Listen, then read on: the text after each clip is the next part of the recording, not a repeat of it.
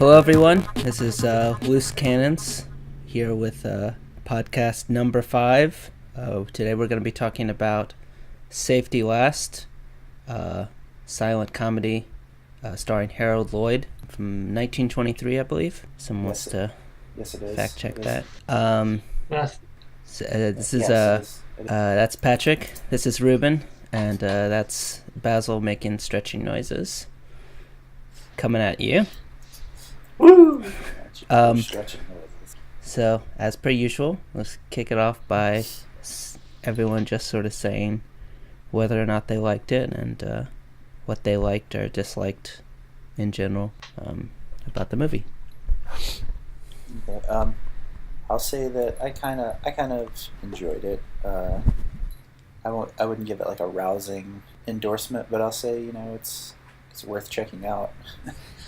I wasn't ever bored, and I wasn't ever upset with the film at all. I was just kind of like, it's kind of nice. It's a kind of nice film. Patrick's 2 criteria for enjoyment. Was I not bored? Was I not upset? Some movies have done both to me at the same time. I'm upset at how bored I am right now. No, I think that you're right. I think that's the scale of movie enjoyment. Pretty much. Am I offended? Am I bored? Yeah. I guess not. Although I would say that there were parts that did offend me. Yeah, I was a little offended too. I don't really want to talk about. So I think I saw on Letterboxd you were the same as Patrick, right? Basil, you were okay in the movie, or were you slightly negative? I would say, I think I gave it like 2.5, which is slightly negative, but I'd say that the more I thought about the movie, because it's been a little while since I've watched it now, the more I remember the parts I didn't like, and a lot of the parts that I guess I liked, I don't remember as well, so I feel with time that I care less about the movie. Yeah, I was negative on it. This is we can mark down today as the first one of our podcast films that I haven't enjoyed. And not for any complex reasons or anything, just in comparison to the other silent comedies that I've seen, Buster Keaton and Charlie Chaplin. Obviously, that the Harold Lloyd, the boy character, I guess he's sometimes called the boy, seems like kind of a jerk. Yeah, I was thinking that too. I wasn't really rooting for him in the film to succeed. It's not that Charlie Chaplin's the tramp, or does Buster Keaton's character have a name like that, or is it just he's just Buster Keaton, I guess? Yeah.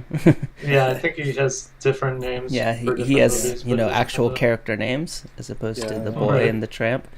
That it's not like they never do anything jerkish, but in Charlie Chaplin movies, usually he does it on accident.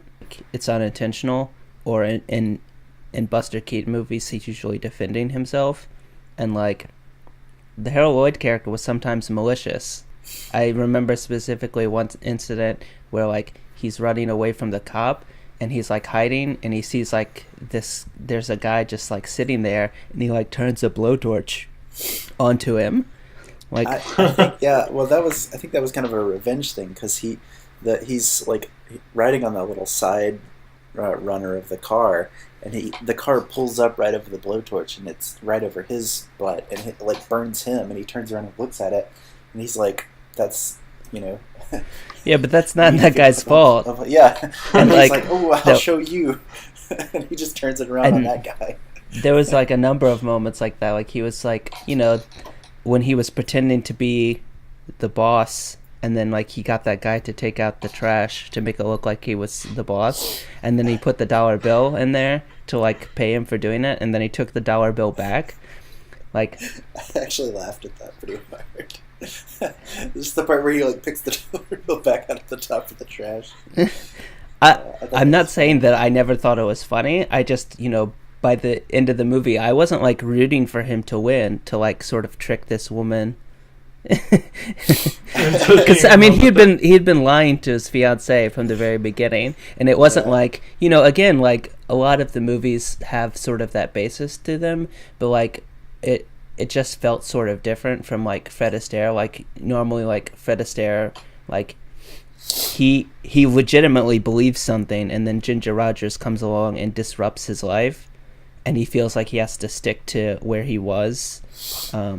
Because he committed to it, which is like slightly different than a lie. I don't know. Or I guess we could, if we wanted to compare it to something even closer, Charlie Chaplin's City Lights, where he's, you know, in love with the blind flower girl, and he's trying to pretend that he is, you know, this rich gentleman, even though he's not.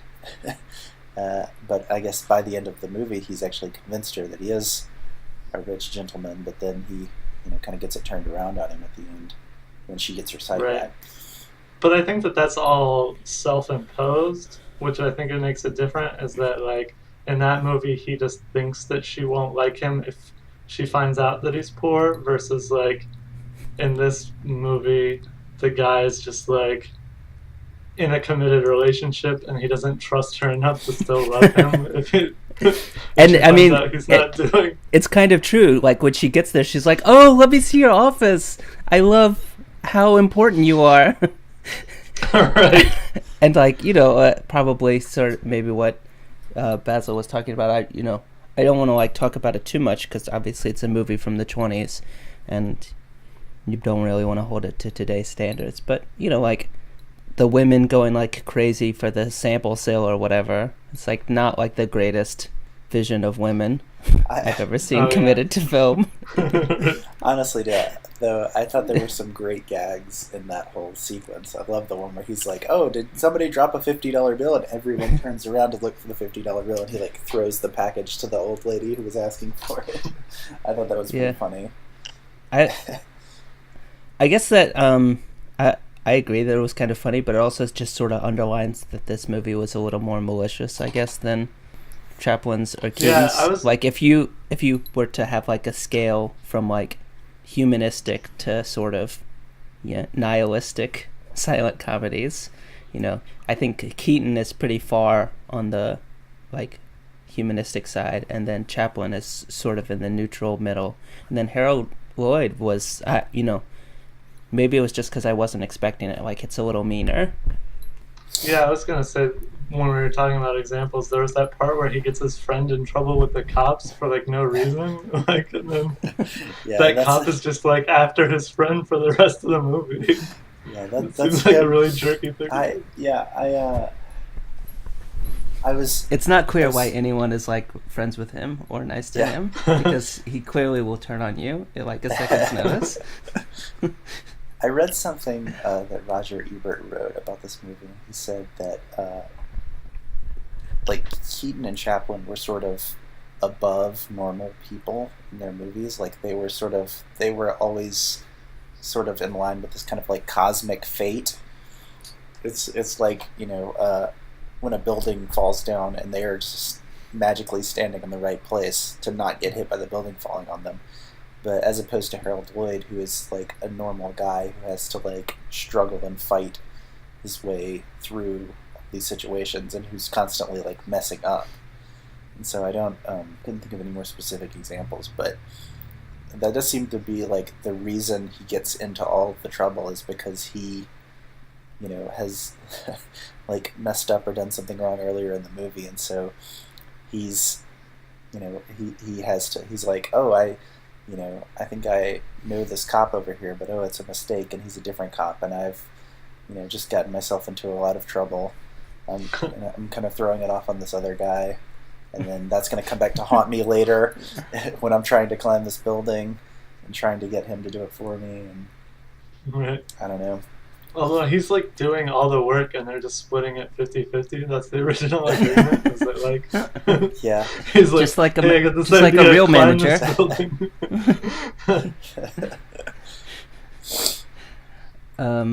Yeah.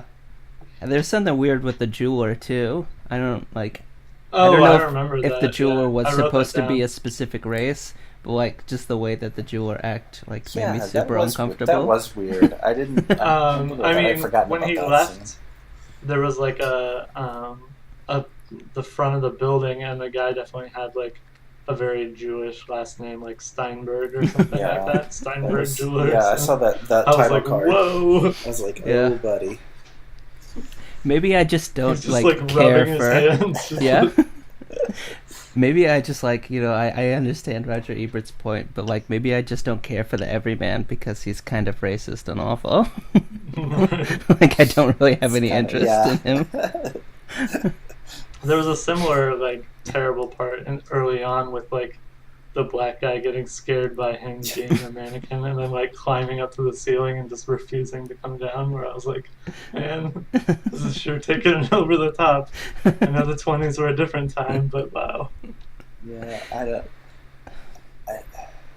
don't know. I couldn't tell if that was an actual black person or someone in blackface. Also, I couldn't tell, and I was like, I think the reason you couldn't tell was because I think it was a black person in blackface, which is something that used to happen. Yeah, I've seen Stormy Weather. Yeah, but that same thing happened where it's two black guys performing blackface. So I think that he had makeup on to heighten his blackness.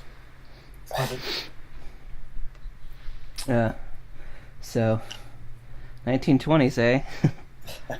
Crazy time.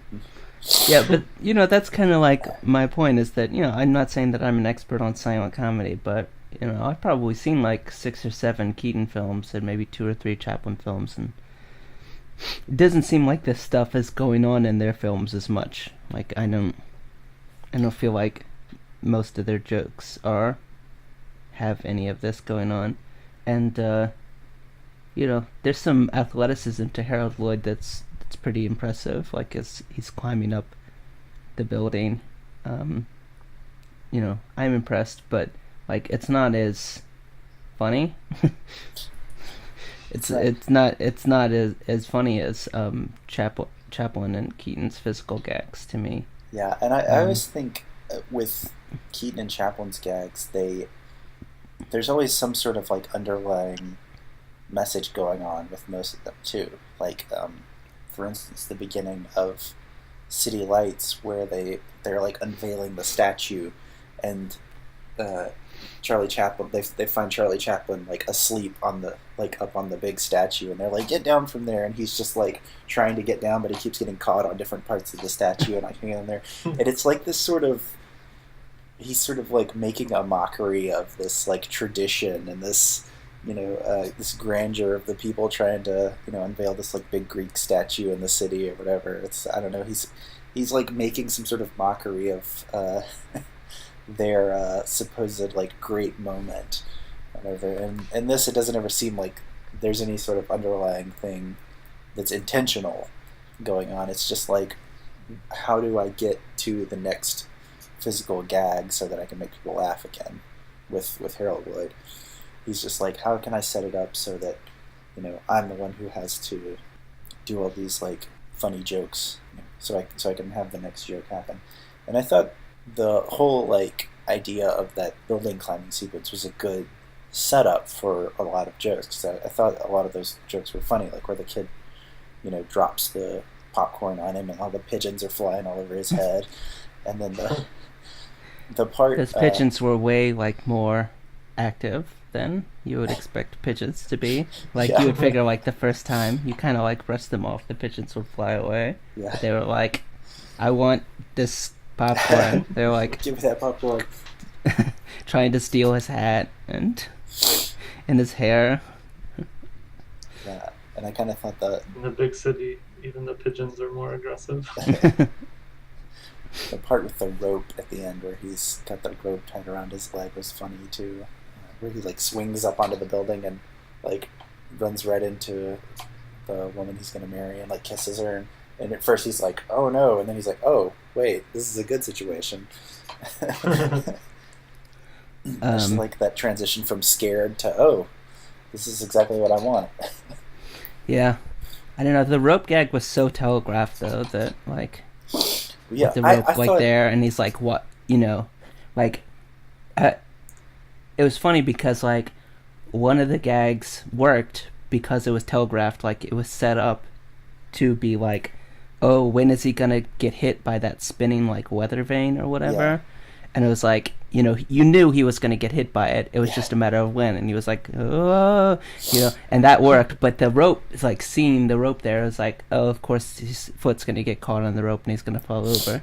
And so you were just like, just sort of waiting for it to happen as he was like wandering back and forth, and I was like, that's not funny. Well, I don't know. I thought it was the same thing. I thought they were setting it up, like they were setting up deliberately so that you were like, oh, when's the rope gonna happen? Like, when's it gonna happen? Like, yeah, but his foot getting caught on a rope isn't funny. Him getting punched in the face was funny. I was gonna say for me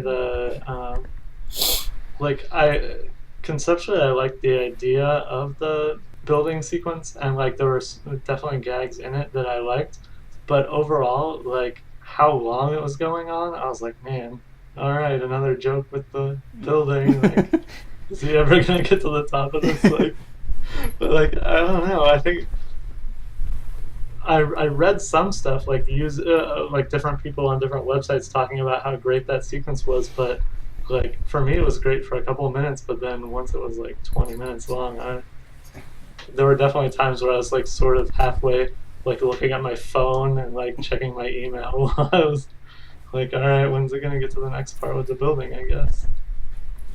I mean, it was almost half the movie. Yeah. I don't. But I guess maybe if I cared more about him as a character and was more invested in, versus like not really wanting him to succeed, because I'm like, okay, great, you can lie to your girlfriend some more and get the money. Yeah. Honestly, I don't know. It didn't bother me that it was so long, because I was kind of like just like waiting for that to happen, because that's, as far as I knew, like that's what this movie is famous for, is that whole climbing the building sequence. And so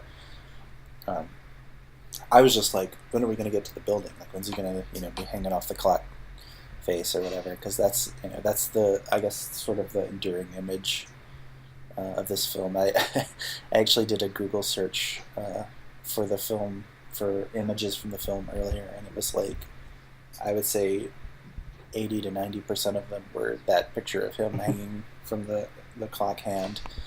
So yeah, I honestly didn't know anything else about it except for that sequence, so I was like, oh, when are we going to get to that? I know it's not a direct comparison, but to sort of bring it back to Fred Astaire, Ginger Rogers musicals again, which I do think are somewhat an outgrowth of silent comedy, just in terms of their physicality and their storylines. So in Swing Time, you actually, it's kind of funny, you have sort of the opposite storyline. I don't know if they were commenting on this or if it was just random or if they were making fun of this, but so in Swing Time, he wants to marry this girl, and his and her father doesn't like him, and he's like, hey, what if I get a bunch of money? Will you let me marry her? He's like, what if I get like $15,000, or I don't remember how much it was, $1,500, 1930s. And he was like, oh yeah. He's like, then you could marry her. And like Fred Astaire's like a really good gambler, so he's gonna go to the city and he's gonna gamble a bunch and make a bunch of money. But then he meets Ginger Rogers, right? And he falls in love with her.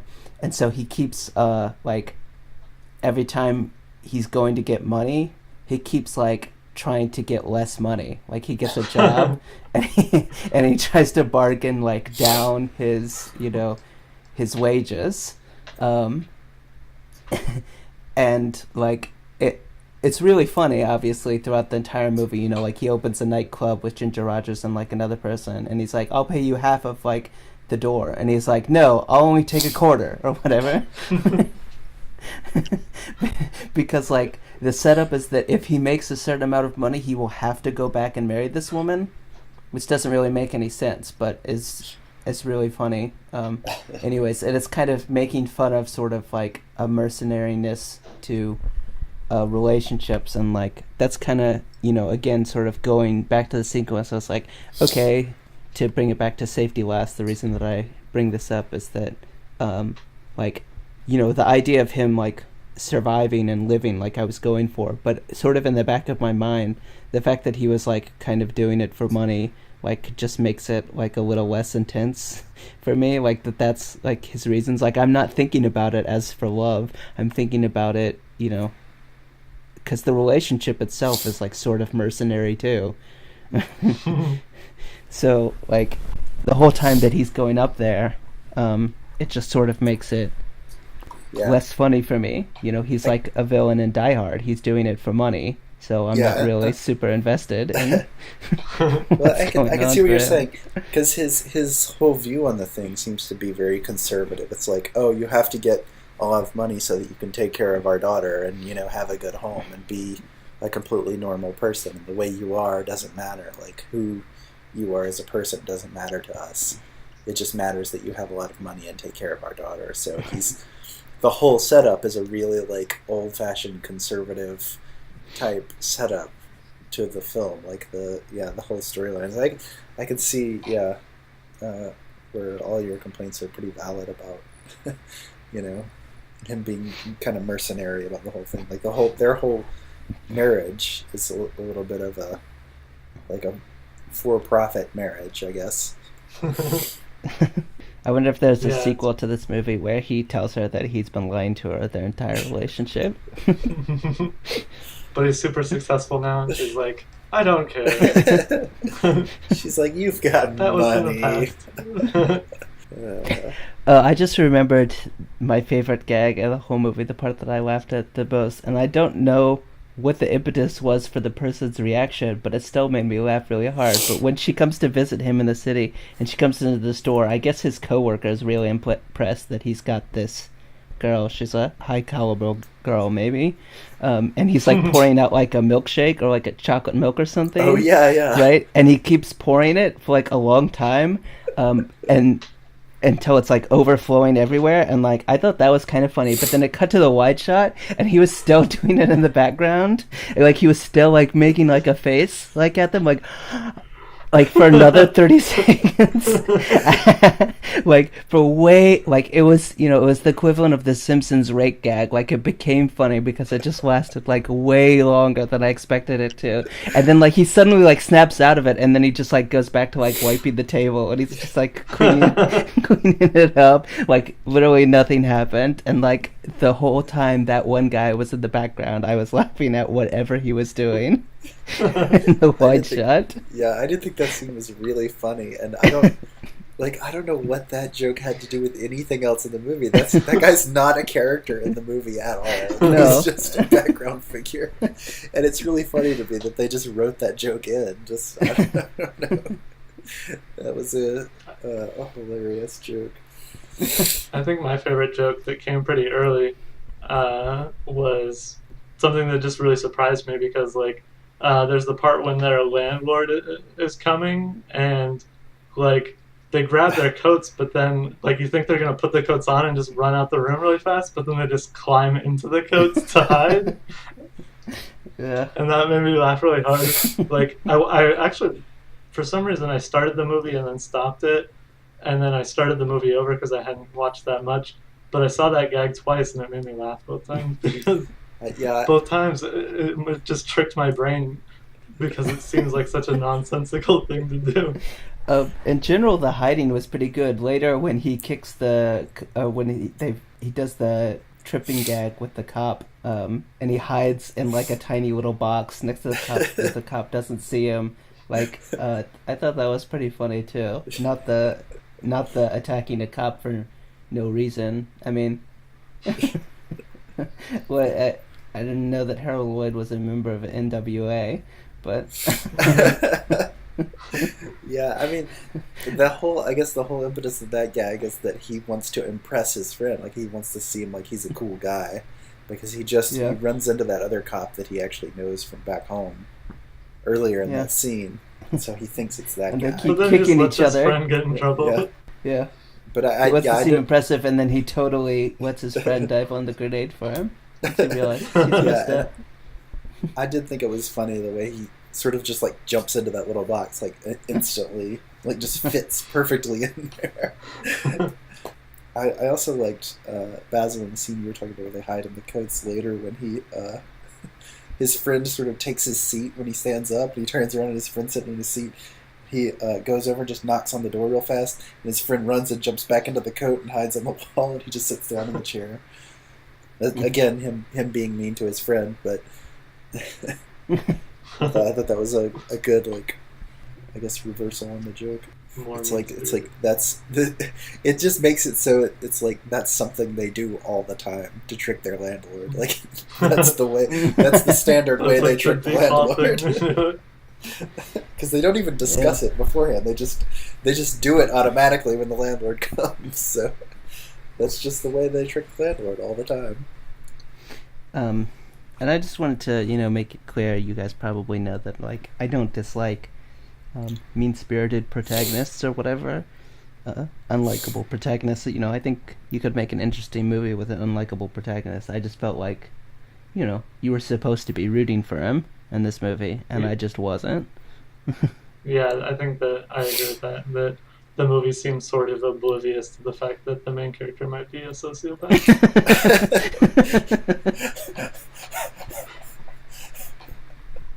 I think that is the perfect criticism for so many movies. The movie feels like it's oblivious to the fact that its protagonist is a sociopath.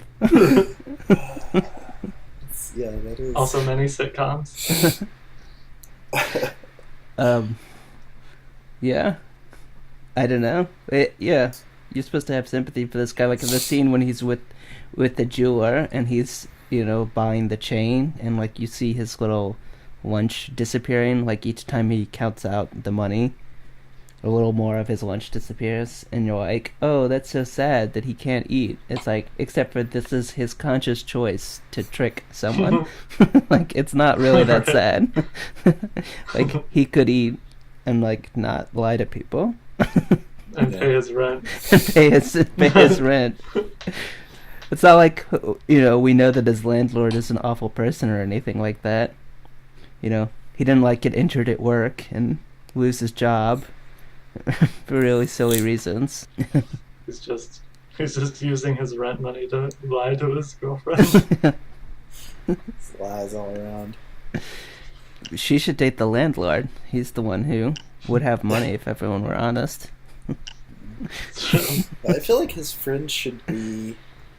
Can't remember what his friend does for. Oh, that's right. His friend. He's a construction worker. Works. Yeah, that's right. He works up on the like big railing on the buildings and stuff, like building skyscrapers. That's why he can climb so good. Okay. So I was thinking for some reason I was like, why isn't he like at the circus or something like, like using those skills to make money? But I guess he is, since he can walk on the tall buildings and stuff and not worry about falling down. Yeah, he was a great little climber. I mean, he was really impressive. Like especially like the first time you see him up there when he like shimmies across the big steel. Yeah, the big I-beams. Yeah, the big steel I-beams. And he's apparently, or he was a real life climber. I think he was like a human fly type guy back in the day. He could really do all of that stuff. It looked like he could really do it. I mean, he was much more impressive at climbing than Harold Lloyd, and that was, even knowing that Lloyd was trying to make it, look like he was bad and, jokey. He was very good at climbing.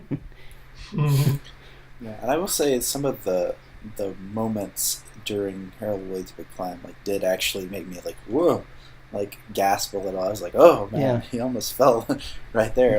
It was in some of those wide shots, because he does some of those wide shots where he's he's trying to climb up on the ledge like that, trying to grab over the top of it, and there's not really anything for him to grab onto. And so some of those moments you're kind of like, oh, my palms are sweating from watching that kind of climbing action. It was Jackie Chan-esque. Yeah, and apparently he did a lot of that himself. It said he did it with the aid of a stuntman, so it's not really clear how much of it was a stuntman, but it seems like... I think what I read was that, for the actual parts that are the close-ups with the gags, those are all him, and it's not a real building. It's like a fake building they built on top of a real building. So he could have hurt himself if he fell, but it wouldn't die if he fell.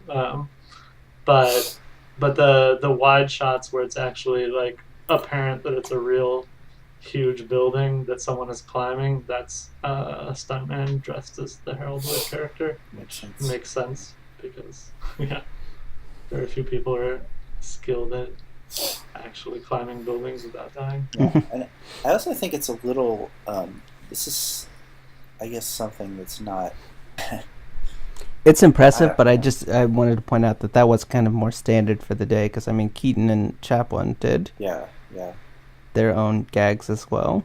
Stunt work wasn't always done by stuntmen. Keaton with that one where the building almost falls on him and he stands in the window. That one freaks me out every time.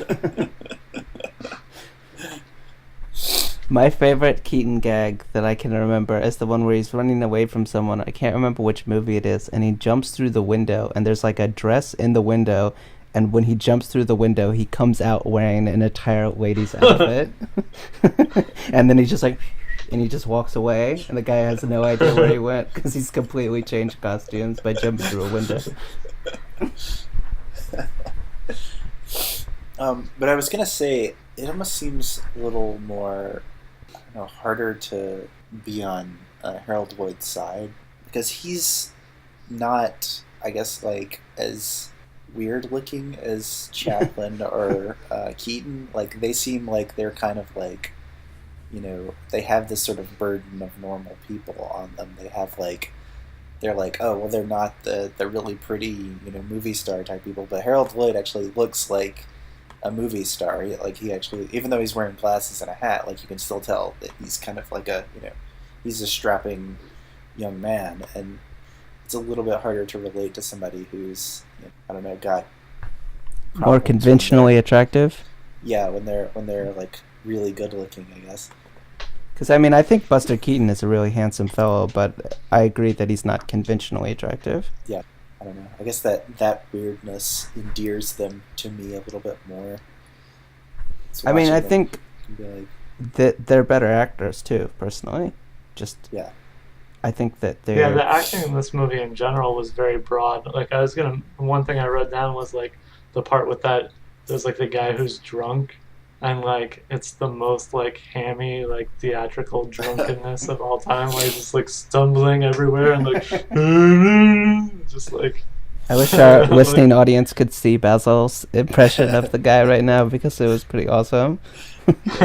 And I did like the kick me gag, where he like wrote "kick me" in chalk on the wall, and the cop leaned up against it, and then he had kicked me on his back, and the drunk guy kept kicking him. Apparently, that's like, if you see that on someone, you have to do it. I know, right? If I saw a cop with "kick me" on their back, I would be like, you have "kick me" on your back. I would not kick the cop. I would be like, oh god, cops are terrifying. Right. That would be my initial response. Yeah. Be like, oh, I don't want them to blame me for this. Run away in the opposite direction. But I don't know. That guy was drunk, so yeah. If you're drunk, you follow. Drunks will do anything. You follow whatever orders are written out for you. That kind of reminds me of a Dave Chappelle bit about how, like, I think you were the one who first told me about this bit, how he had a white friend, and when he was hanging out with him, that he was just like a lot more cavalier with police than you know he could ever be. Like that, he was always like terrified of like what his white friend would do, because he essentially saw him as a crazy person because of how different like they would act or whatever. Like, you know, they got like pulled over in the car, and he was like, "You're driving erratically," and he was like, "I'm high." The cop was like, "Well, don't do it again." Dave Chappelle was like, right. "What the hell?" He's like, it was his friend tried to race somebody, and the cop pulled him over, and he was like, "Oh, I'm sorry, officer. I didn't know I couldn't do that." And he's like, "Get out of here." He's like, "What's wrong with you, Dave?" And he's like, "I didn't know I couldn't do that." That's just so brilliant. I never would have thought to say that. He's like, yeah, that was good, wasn't it? Because I did know I couldn't do that. I miss that crazy guy. I mean, bringing it a little bit back to the movie, I guess I felt like, even though it was pretty short, it could have been shorter. Like, I mean, not just the building thing, but a lot of the setup, like, because whenever it gets into non-physical, like, sort of character-based comedy, a lot of it's really bad. Like, I remember thinking that, like, just his character was really inconsistent about, like, what he was willing to do without even batting an eye versus, like regular things. Like, I remember there was some kind of contrivance where, like, he could have just, where the purse, there was, like, a mix-up with the purse. Yeah, and, she left it in the like, manager's office. Right, and, like, he could have just said, hey, that lady who fainted left her purse, like, and I'm sure the manager would have been like, oh, okay, I'll get it for you. Like, I was thinking literally, like, the exact same thing. Yeah, but instead he, like, freaked out about knocking on the door for, like, 8 minutes. Right. But, like, he wasn't nervous to, like, lie to the straight to the manager's face and pretend that she had fainted and, like, all the other... Yeah. Well, lying is much easier than knocking. Right. It's well-established scientific fact. I love that the police officer's character's name is just the Law. The Law. The Law. And apparently... Judge Dredd. Yeah. He was the Law. If Judge Dredd had been in this movie, it would have been way different. His friend would be dead. I will say this, that I did actually laugh at one of the title cards, which I don't think I had ever done in a silent comedy before. Like, just laugh at the title card. But when they introduced Mr. Snoobs or whatever, the, like, assistant manager guy, like the floor manager for the department store, and there's like, so-and-so is muscle-bound because he's always patting himself on the back. I was like, that's pretty funny. I thought some of those title cards were kind of snarky. Like, they were, A little more literary than it seemed to be. So, do we have anything else to say about this movie? It is a very short movie. It's only I do not. Long, so. This podcast is almost as long as the movie. I know, We've almost discussed the movie as long as the movie exists. Yeah, I don't have anything. I didn't have a lot to say about this one. There wasn't a lot to dig into with this movie. It was just kind of a setup for some gags, mostly. Yeah, you know, physicality, kind of a conventional view, 1920s view on the world, though. So, still kind of funny, kind of nice. Yeah, I think the theme was supposed to be like the things like a working man has to do to like make enough money to survive, but sort of done better by Chaplin in other movies. And also just like the fact that he's like at a department store like a salesperson kind of makes me think of him as not a working man. Makes me think of him as, you know, part of the middle retail class or whatever. Yeah, especially since he has a job in a department store. He's not a factory worker like his friend, or he's not like a construction worker or anything like that. Okay. You ready to wrap this one up? Well, thanks for listening, everyone. This is Reuben, Patrick, and Basil. We're Loose Canons, and we'll see you next time.